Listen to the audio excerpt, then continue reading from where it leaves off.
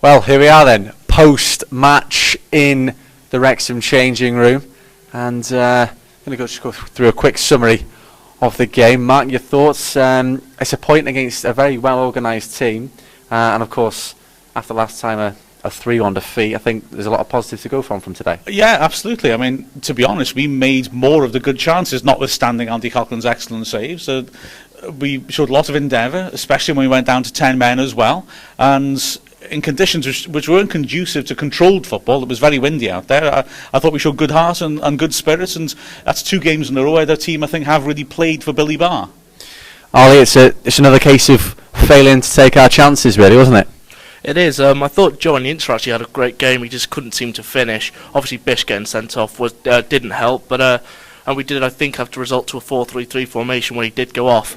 But at the end of the day, it's a point against a really good Kidderminster Harriers side.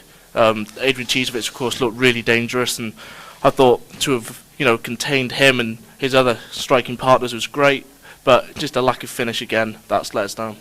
Let's quickly talk about that sending off, and it was an obscure one, really, wasn't it? It was 2 yellow cards for Andy Bishop, and he hasn't had the best of weeks himself, but it really did sort of put Wrexham back, and they had to change shape and shift around players, and it was a bit of a rash sending off, should we say, by the referee? A pathetic decision, I thought, to be perfectly frank.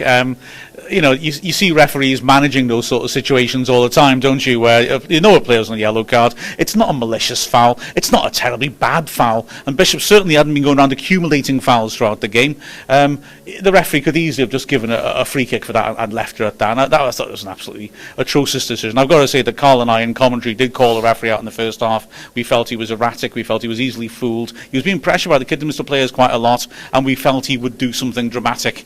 But I thought that was, quite frankly, a laughable decision to give him a second yellow for that.